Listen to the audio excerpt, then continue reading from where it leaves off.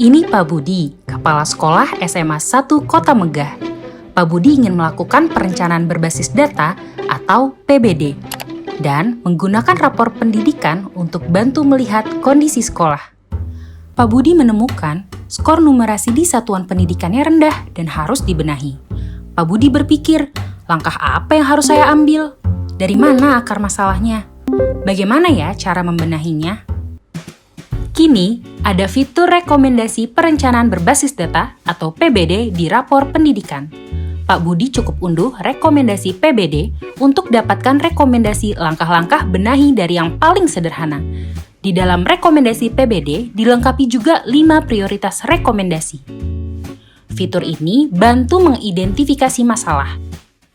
Contohnya, kemampuan numerasi, indeks karakter, iklim keamanan sekolah menjadi prioritas masalah yang harus dibenahi satuan pendidikan Pak Budi. Lalu, fitur ini membantu merefleksikan akar masalahnya. Di sini Pak Budi dapat melihat dari mana saja akar masalah dari identifikasi masalah yang perlu dibenahi. Fitur rekomendasi PBD juga bantu berikan beragam rekomendasi langkah nyata untuk benahi masalah yang menjadi prioritas di satuan pendidikan Pak Budi.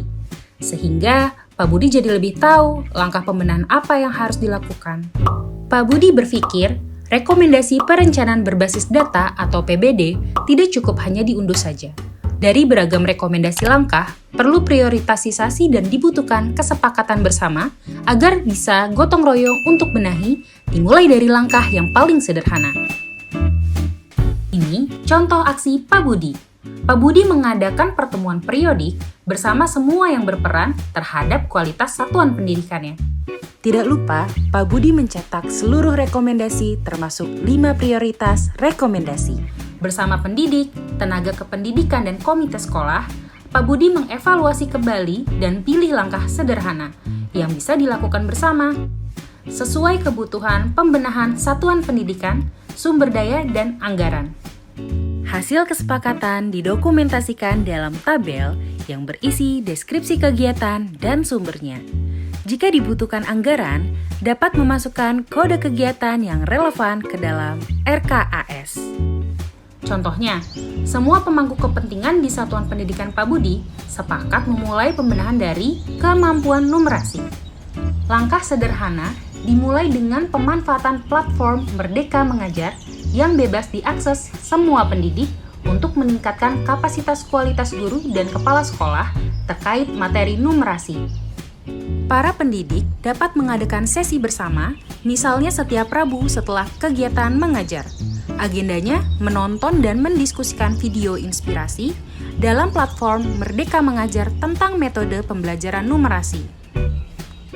Lalu, bersama komunitas belajar, meningkatkan kompetensi dengan berbagai pengetahuan terkait numerasi. Selanjutnya, mempraktikkan ke dalam aksi nyata bersama para murid. Tidak lupa, melakukan refleksi pembelajaran untuk mengidentifikasi dampak metode pembelajaran dengan melibatkan pemangku kepentingan satuan pendidikan, contohnya komite sekolah.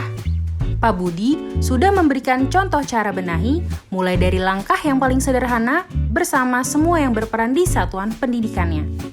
Saatnya giliran Anda praktikan di satuan pendidikan dengan unduh fitur rekomendasi PBD, cek prioritas rekomendasi, pelajari dan diskusikan bersama semua yang berperan di satuan pendidikan Anda. Mulai benahi dari yang paling sederhana, mulai dari rapor pendidikan.